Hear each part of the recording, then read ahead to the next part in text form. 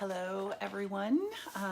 Sorry I wasn't here right at 4 o'clock. I actually knew that I wouldn't be, but I didn't know exactly how much after 4, so I didn't say that. So hopefully you got the little notification that I was going to be going live. I'm hoping to do this on Sundays, although next Sunday I will be traveling to Boston, and so I will be on an airplane at this time and will not be able to go live. And the following Sunday I will be traveling home from Virginia. So we'll find a different time if this is something that you guys like doing. And I'm going to go ahead and get started. Nobody's on here right now, but this is something that I will download or upload onto YouTube. And so that will be available for those of you that are not in the Facebook group. Of course, that's the only way you're going to see it. So I'm getting questions mostly the questions are coming from the My Challenge Tracker, where we're logging our Shakeology and consumption each day, as well as our workouts. And so there's a lot of interaction there and questions that are going on. So I wanted to address a few. I, as you all know, travel every single weekend, and this past weekend and last Sunday I was so excited because I was going to have a normal week and not have to leave until Saturday morning, flying out, flying back home Sunday. So it was one night at a hotel and got to be home. Well, things changed. My uncle is a retired airline pilot. He has a Cessna, and he was the one flying us. Because of weather, he had to bail. So I had to drive. I drive on Thursday, 4 hours to Butte, Montana. I stay in a little Airbnb there that is less, for me to stay in an Airbnb, here's a tiny health tip, it's less for me to stay in an Airbnb than it is to stay in a hotel. I might be able to get a cheaper hotel if I wanted to stay at a cheaper hotel, but I don't want to. But it's $109 for me to stay at this Airbnb. It's an adorable little 1-bedroom house that is has a kitchen, and it's very clean, nice shower. It has everything that I need. A big workout area for me. I can just move a table, and I have plenty of room to work out. And that way, for me, it's even if it costs a little bit more to stay in an Airbnb or a VRBO, number one, I know that I've got a place to work out, but I can pack my own food or I can make my own food. So I figure if we're going out to eat, staying in a hotel, or if I can't cook, although I pack for a hotel and eat too. But I know a lot of people that's a little bit more challenging, or they're just not used to it. They're not accustomed to it and don't know, aren't really comfortable with it. So you'd be going out to eat. Well, that in itself is going to be costing more. So I always factor in cost of if we're somewhere and we would have to eat out, what do we have available that at an Airbnb that we wouldn't have available to us in a hotel? And part of that too for me is sleep, because I'm not a good sleeper. And there's a price to that.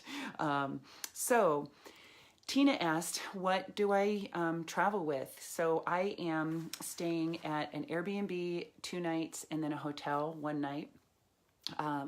And again, that varies. So when I'm staying, I pack my cooler during the drive. I'm the only one in the car, so I don't want to stop or anything. And I typically leave in the afternoon, and so I'm not really that hungry.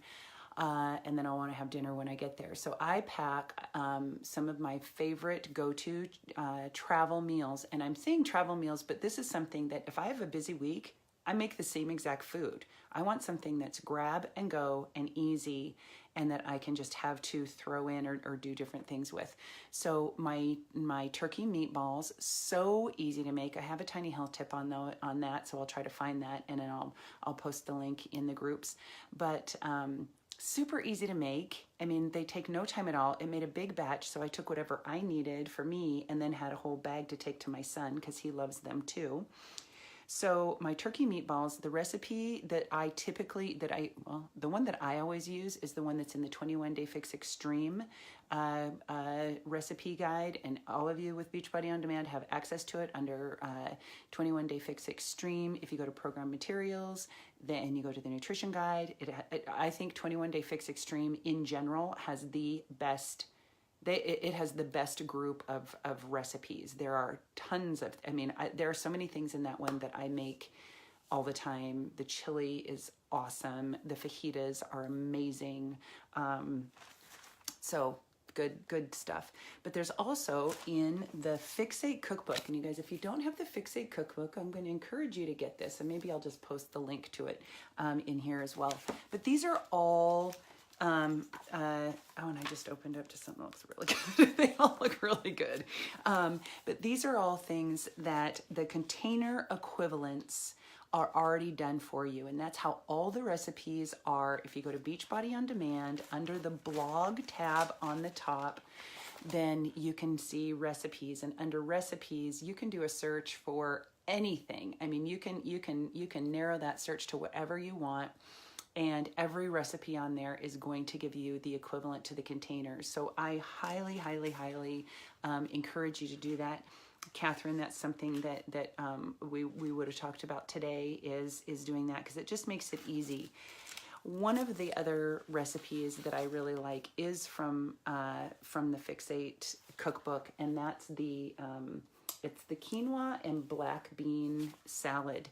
And this is, you guys, it makes a ton. It really makes a lot. So if you either want something that you can just eat off all week, or if you're going to a potluck or a dinner, somebody commented about something about not knowing, having parties to go to or something, and it was in the tracker. I think it was Teresa, that having something healthy, hoping that there would be something healthy to eat. Well, when you're going to a party and you're not really sure, you bring something healthy. Whether the host or hostess asked you to bring anything anyway, you just show up with it and you just say, I know you didn't need me to bring anything, but I just thought just if you needed a little extra, or I found this recipe and I really wanted to try it, but it makes so much that I needed to have, I wanted to try it, and there are a lot of people here I needed to have a larger group to try it with. So just, if you need to make it up, but have something there that you can eat. But what I like about this is you could add, I mean, it's quinoa, black beans, you're good on the protein.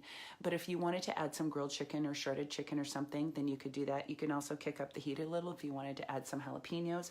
What I did with this particular recipe this time, though, was I made a Mediterranean version. So you can also take your favorite recipes, your favorite hearty go-to things, and if you want to add a whole new twist on it, instead of the black beans, I use chickpeas. Instead of the lime juice for the dressing, I use lemon juice. Instead of the cumin, I use oregano. Instead of the fresh cilantro, I use fresh basil. Instead of the corn and the multiple peppers, I use tomatoes and Kalamata olives and cucumber. And then I also add feta cheese to it. I wouldn't have to add the feta cheese if I wanted to make it totally vegan, but I add the feta. I could also have added grilled chicken or shredded chicken if I wanted. So it really is a great salad.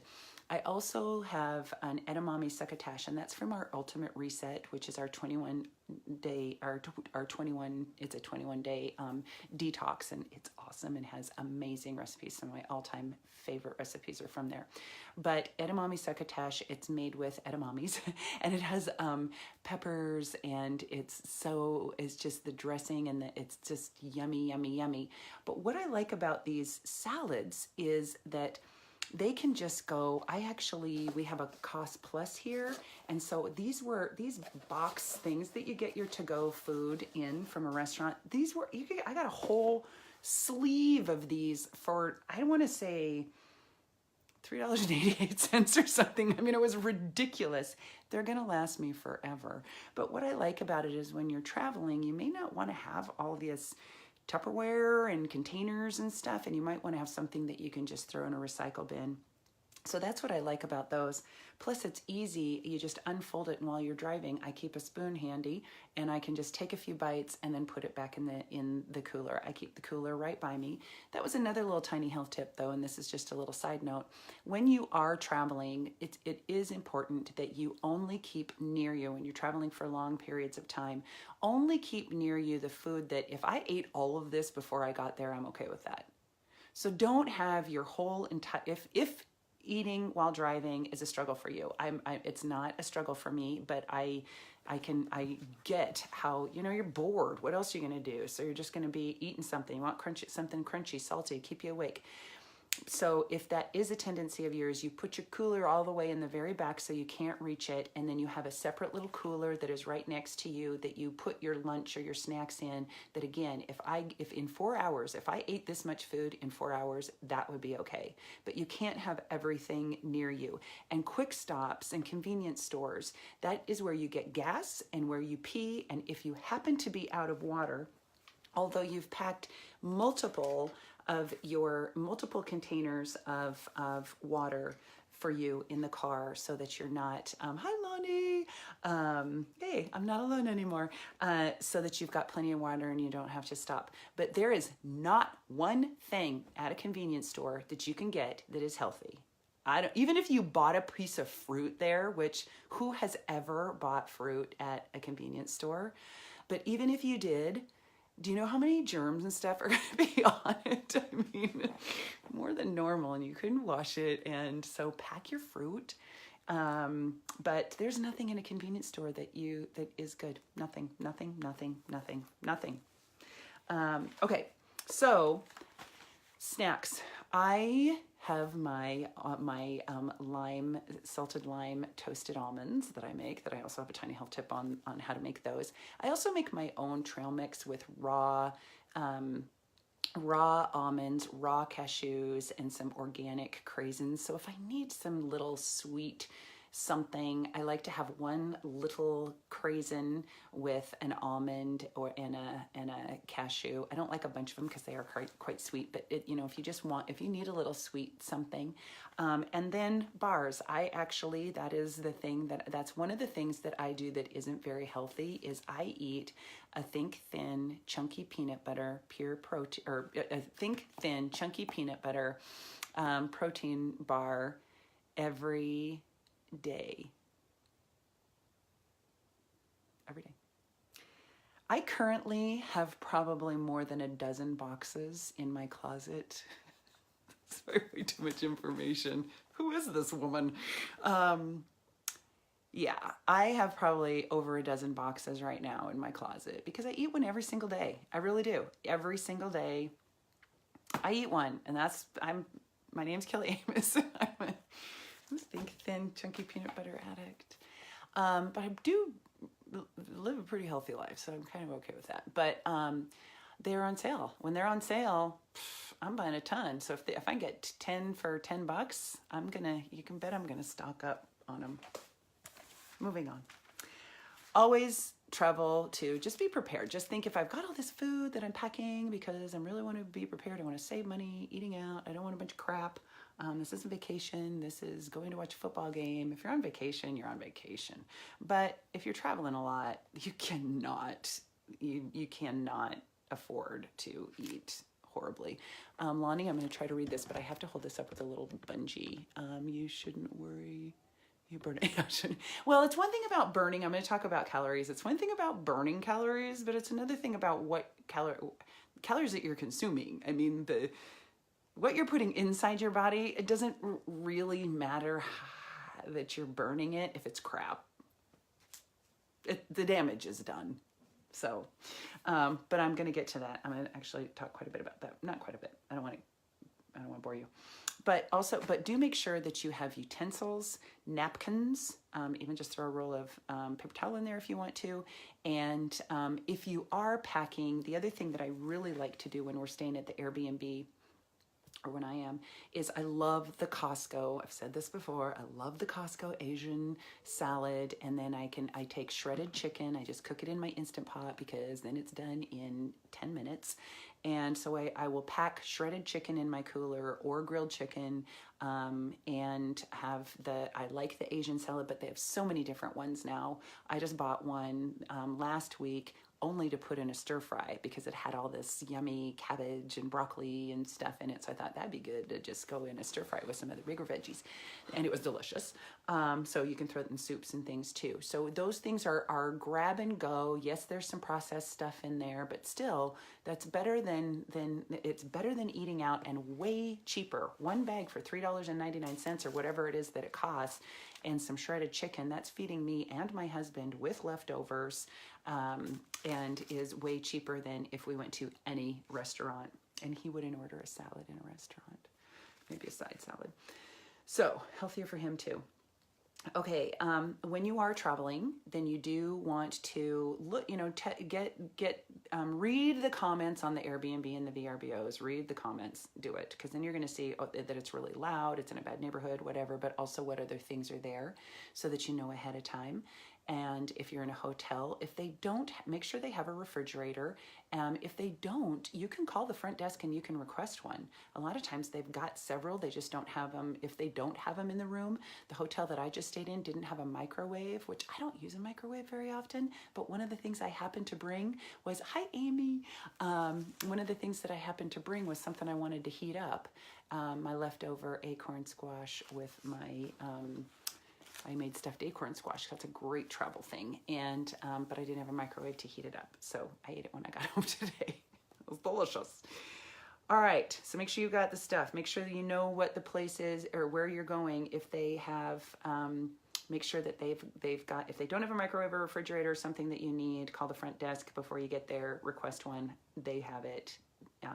Another little snack thing that you might want to do is boil some hard-boiled eggs. I know Amy's going right now. If you boil some hard-boiled eggs and peel them up and then take them, but I do know that you like deviled eggs. Mix it with hummus instead of mayonnaise. It's delicious. Or just put hummus in there. Okay, now we're going to talk about the exercise side of that, exercise and travel. So there's things when I have a plan. Traveling has zero effect on whether or not I will exercise. It just has an effect on what kind of exercise I'll be doing. And I always have 2 to 3 options so that there's no, oh, the weather. It was raining Saturday morning. I thought if it wasn't raining, I was going to go for a run. It was raining, not going to run. I'm totally a fair weather runner now. So so I have Beachbody On Demand. We all have Beachbody On Demand. So we can, but just know ahead of time what you're going to do. And what I did on Friday was in the morning, I was at the Airbnb. So hi, Suzanne. So in the morning I did, 80-day obsession, cardio core. Cause I like my cardio in the morning. And I know I'm less likely to do it in the evening because I've eaten food by then and my stomach's too sensitive to it. It's more of a physical, not that I like working out at night, I don't, but I would do it if I had to, but I'll do my cardio in the morning. I needed to get going because I need to be there by a certain time so that I can watch my son practice. Well, I got into town and I had extra time because I got kicked out of practice. It was a private practice, so I usually go in the stands. It's in an arena and I'm sitting there watching. It was me and one other dad and we got booted. It was a closed practice. Like, I'm not going to steal any ideas. I'm here to see my kid. So I went to the hotel then and checked in and I did booty. So got my hotel room and I always now travel with my sliders and my loops. They are a staple and I love those things. I absolutely love them. So I actually Friday traveling and driving for 3.5 hours and the day before driving for 4 hours, I still got 2 workouts in. And once you've done 80-day obsession and you just need the list, you don't have to listen to Autumn's explanation and stuff. You don't have to be part of the group unless you want to be. It goes much faster. You can just go boom, boom, boom, boom, boom through your workouts. So then so you need to be able to accommodate for weather if outside is going to be something that you're doing, walking or running, the location of where you're staying. Is it a safe place to go out and walk or run? And is it even a good place? It might be safe, but you're in a high traffic area, so you're gonna go and stop and go and stop and go and stop and go and stop because you have to go to the crosswalk all the time. And that is just frustrating and takes a heck of a long time. And it ends up being, you should just do intervals. So you got to sprint a block. So that might not be the best option.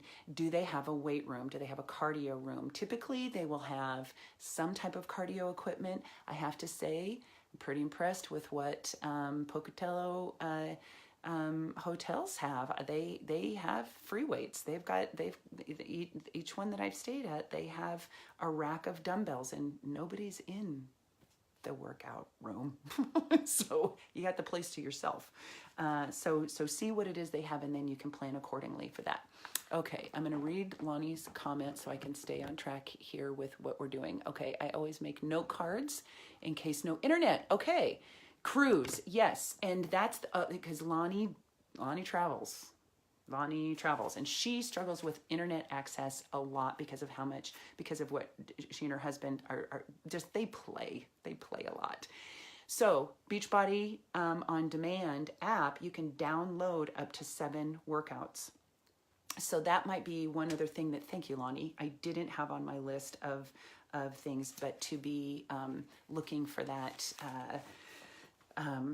decide what workouts you want to have on there. So if you're camping or on a cruise ship, or don't have internet access, or it's really sketch where you're staying, then you can have that.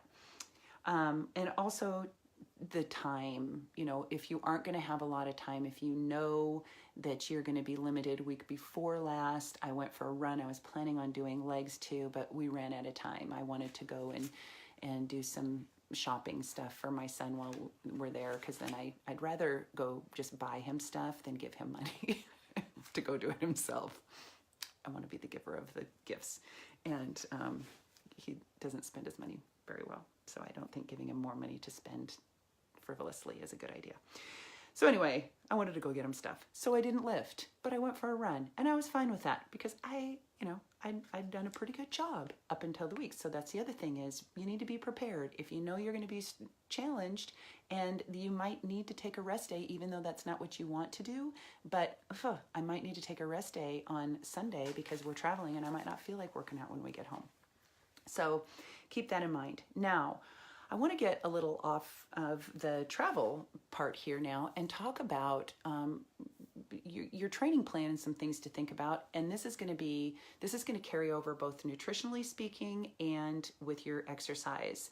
And so first I'm going to talk about exercise, but then I'm going to talk to you about how to apply it with nutrition. There are different levels of exercise, of training. We're all at different levels.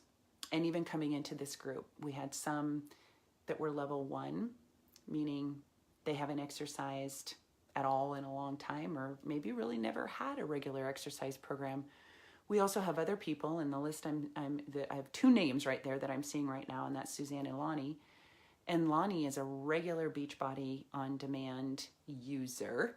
And has been exercising regularly with Pilates and things. I think that Beachbody On Demand and starting to join my groups was the thing that actually put her on track, that took her actually to a higher level. So she came in higher than a level 1, but because of the influence and what she saw with the consistency and kind of changing her program and following a plan, that took her to a higher level.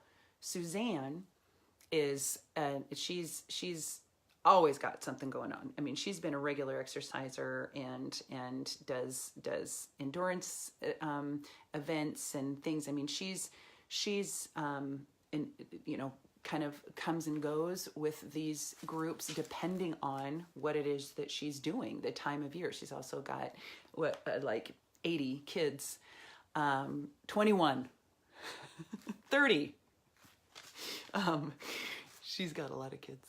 And so she's busy. And so her life has to kind of ebb and flow along with what her family is doing as well.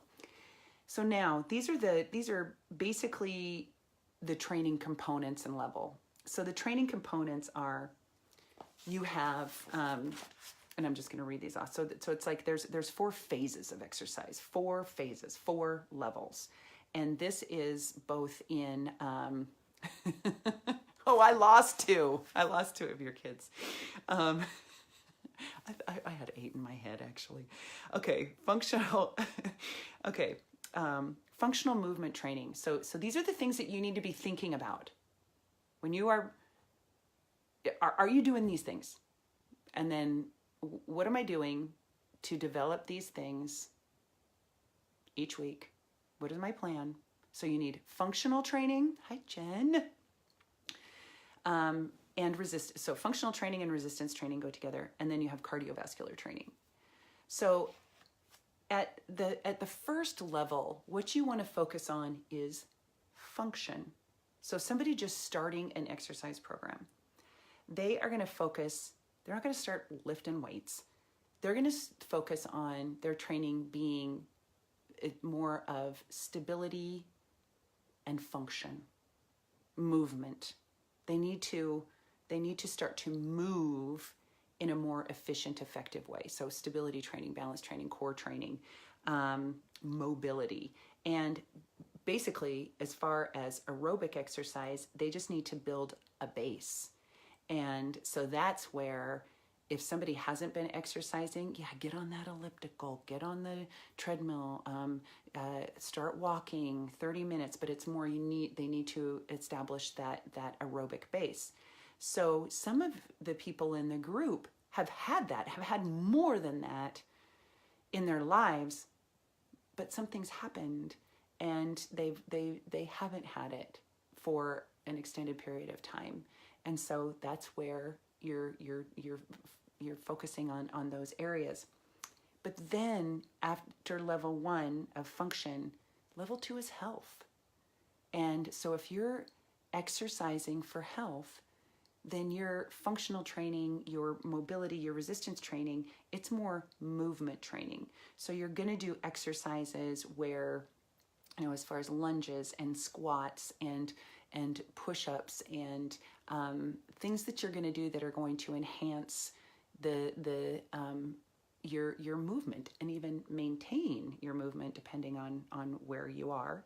And and then you go more into aerobic efficiency training. So you're more of a steady, working at a moderate intensity, maybe bringing in a few intervals, but not necessarily, really kind of depends on the individual. But then the level 3 is fitness. And at fitness, that's when your load training. So your resistance training starts to be more of a load. And I want to back up, because for health, you can still lift weights. But that's when I'm thinking of, like, if you're squatting with 5-pound dumbbells, or doing presses or bicep curls with 5-pound dumbbells, that's not really, that might be challenging for you initially, but it's not really, your body is going to adapt to that pretty quickly if you're consistent. Whereas load training, that's when you're lifting weights, it's progressive, you've got sets and repetitions that you're doing, it's a plan, and that's, so there's a load that is placed upon you. And that's when anaerobic training, cardiovascular, so for your cardiorespiratory training, that's where anaerobic endurance training comes. So that's when you're going to start to see, again, you're going to start to see intervals, high intensity interval training, more challenge cardiovascularly speaking, and your workouts are probably going to get shorter.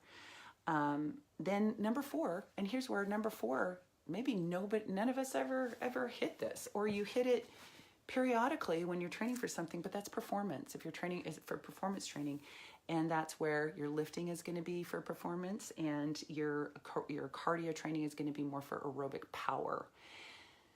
I have to say that I probably train more on the performance level. Performance isn't my goal though. And that's where, when you're breaking this down, if I were coaching athletes that had specific goals, then yeah, it's going to be, we would label it performance training.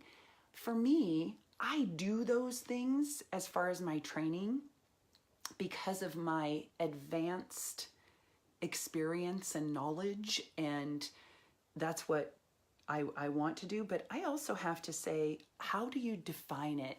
I want to perform. And I think about this a lot. I really do. I got a lot of time in the car. I want to perform. I don't want to perform You know that song, He Knows My Name? I don't need my name in lights. I'm famous in my Father's eyes. So I don't need to perform for anyone but myself. But some of my goals, some of the reasons that I do this is I had a dream before I had children. I was a personal trainer at a club in Spokane, and there was a mom and her high school age son that would come in 2 nights a week and work out together. And the kid was, I mean, he was a stud looking. He wasn't, I mean, he was probably a football player or something, you know, body type wise. And he was working out with his mom. And they're like doing the same lifts, not the same weight, but they're like partners working out, you know, hitting the free weights, doing pull-ups, doing whatever, spotting each other. And it wasn't aggressive. It wasn't anything. And that was my dream. I can't wait to work out with my kids. I can't wait. So now, I have a 23-year-old and a 20-year-old, and they have both evolved into these healthy adults. And I know that because of how I have lived my life and what they've been watching, that I have had the most significant impact on them in that regard, in that respect. I am certain I've had impact on them in other areas, and I'm absolutely certain that my husband has had a significant impact on them in also other areas, parenting. But now I want to perform because we're getting closer to the time where they're going to be getting married. They're going to have grandchildren. I'm going to be the mother-in-law that goes and works out with my daughter-in-law or my son-in-law. I mean, that's what I'm going to do with them. I'm not going to wait till they get home and then hang out with them. I'm going to go, my kids are going to be doing that, and I'm going to be doing it with them, and they're not going to be slowing down for me. They won't. I might be slowing down for them. So I do have a performance goal. I want to perform. I want to be independent. I don't want to lose whatever I have I'm going to be 51 in less than a month. And whatever I have at 50, I want to have when I'm 60 and what I have when I'm 70. I mean, granted, there's going to be a decline, and I accept that, but I am not going to let it happen without me staying ahead of the game. So now, regardless of whatever level you are, though, whatever level you think you are right now or want to be, you have to live in that level. If that's the level that you want to be, you have to live there. And you need to know that whatever level preceded, you always have to visit it. You can't just let you can't just be here and not go back to that stability and mobility training. The very simple, basic components of it. You can't ignore that. So what you're doing is you're bringing along all these things, and that, again, is something that you can embrace when you are traveling or when you're busy and you didn't get your workout in that you were supposed to do, and I'm supposed to do this, and this is, I'm in level 2 and I'm in level 3, and those are the workouts I should be doing. Yeah, but you didn't have time today or something happened, so do level 1. Do some level 1 stuff. If that's what you have time for, and to you that doesn't make you sweat and it's simple or you haven't done it, then that it's just as important, you guys. It's just as important. So now, you guys, if you have any questions, throw them out there right now. That's what this is about. Now we're going to see how that applies with nutrition. And actually, I'm a precision nutrition certified coach, and Precision categorizes it as 3 levels. You have a level 1, level 2, and level 3, and pretty much everybody is level 1. I would say, and can live happily and healthfully there. Level 2 is where you are incorporating. I would say that I probably live in 1.75. I'm not 100% a level 2. And probably more, probably lean more toward 1.5 than I do to 2.0. But that's where as far as what you're paying attention to. And then level 3 is that is a professional. So and professional meaning a professional athlete or a fitness model or something where your body and how it looks and how it performs is how you make a living. So every decision you make, every part of your life revolves around the center component is your training and your nutrition. It is completely fine-tuned to the point of you don't do other things. You don't have that kind of social life. You say no to this stuff because you can't do it. Nobody lives there. People live there for a little while, but nobody lives there all of their life.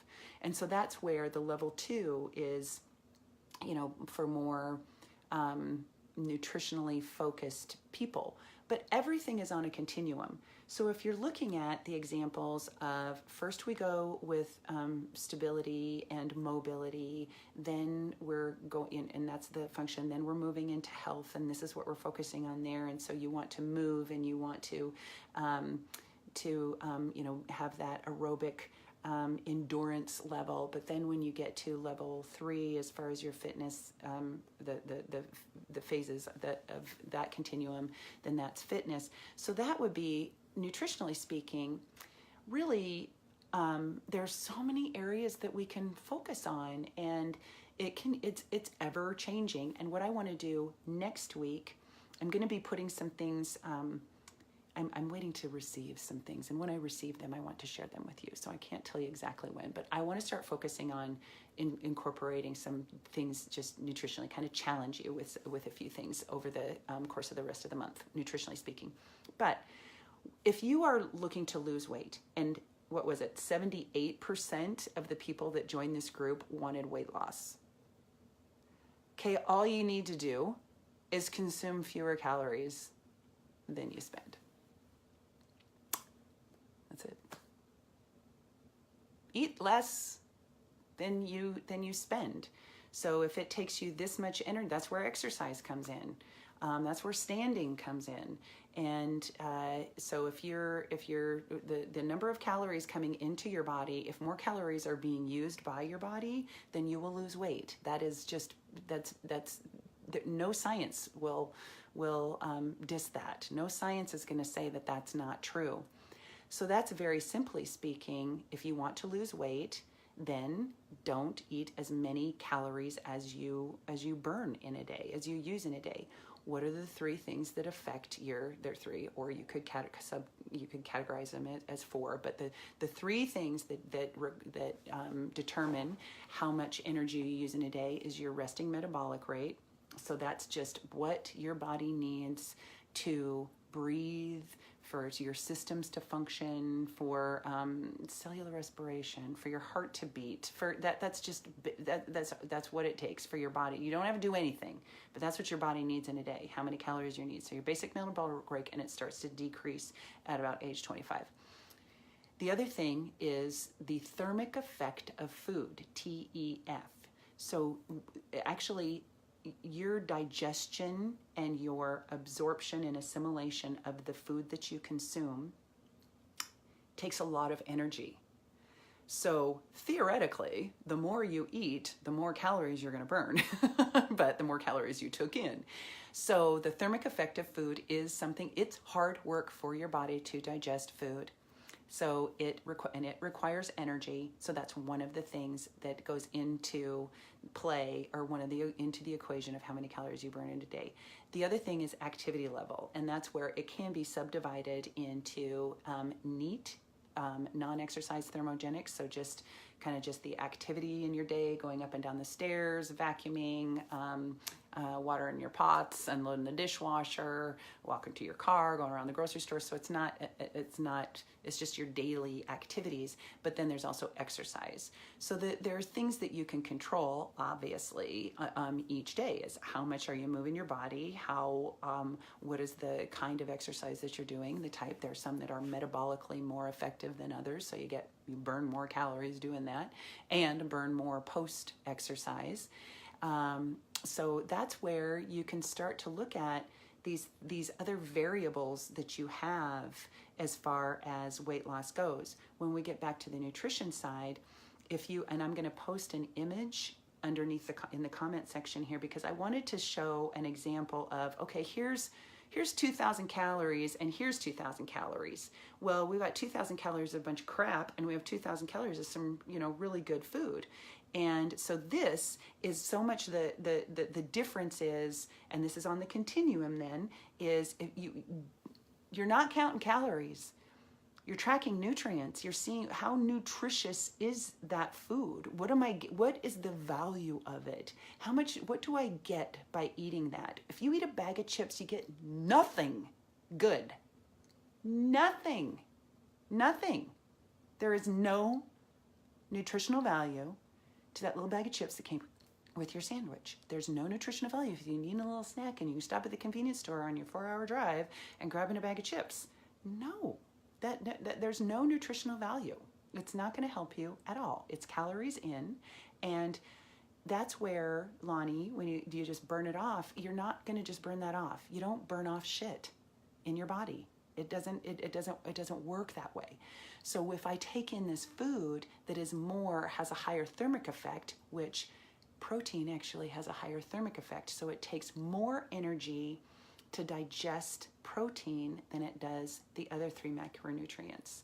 And so not that I'm saying go eat more protein. I'm not saying jack up your protein, but that's where when you are looking at your calories coming in, what percentage are coming from carbohydrates, what percentage is coming from fat, and what percentage is coming from protein? Because there's a healthy range. And quite frankly, there gets even more in depth there, or there are more variables in what does your body like? How do you what do you feel best? And your body type might be a factor there. If you're an endomorph, an ectomorph, or a mesomorph, your body might kind of likes carbohydrates more, kind of likes protein more, kind of likes a mix, a good balance of each. So that's where once you have that established base of, I'm eating the right portions, I'm eating healthy food, now I want to take it to another level. I want to do a little bit more of this and maybe take away a little bit more of this. I really am more about inclusion than exclusion. I include processed food. I don't have to exclude it because I don't have very much. So each day I include my Think Thin bar. I'm going to include a processed food every day. I don't know, I'm just joking here. Trying to justify, I'm like the rest of the world. So when you are looking at your nutrition, really just taking a step back, and is this the worst choice that you can make? Is it the best? Could you do a little bit better? Would you be okay with having that turkey burger without the piece of cheese on there? Do you really need the mayonnaise? Do you have to have the bun or the top bun? Do you really need to have that extra sauce on there? Do you really, there's just different things that you can do. So, and we have programmed, because, you can take this even further, and I'm glad there's some of you will appreciate this, that you can even get further into not only the nutrients that you're consuming and kind of what your body likes, but also taking it further to the timing of the nutrients. I've worked with people, I've had clients where, we're kind of going through what it is that they're eating, and all I've had to do is flip a couple things. Don't eat your banana then, eat it here, right after your workout. Your body is going to utilize it better. And so by just tweaking a few things, the order or the timing of your nutrients and the type, then that in itself can have a positive effect on weight loss or how you feel and your health. Because your body's going to use whatever, when you're putting it in, if your body can use it right then, it's going to use it. And if it has a place to store it for later use in a positive way, it will. If it doesn't, it's going to store it as fat.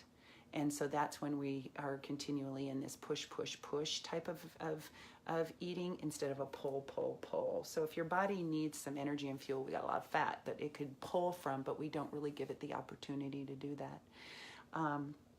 So if you are interested in getting a little bit more, seeing what nutrient timing is, being taught that, then I would suggest doing 80-Day Obsession and following the meal plan there, because it has that. And if there are other areas, other things that you're curious about as far as trendy diets, we do have, Beachbody has introduced some kind of samples of that type of eating to see if it works for you. So I would be happy to help you with that. I am going to wrap up here. So if anybody, this was really long, but it's our Sunday time. So if anybody has any questions, then feel free to comment here. I think that I've covered quite a bit, but comment in the section below, and when you watch this, and to let me know. I'll keep checking in on it.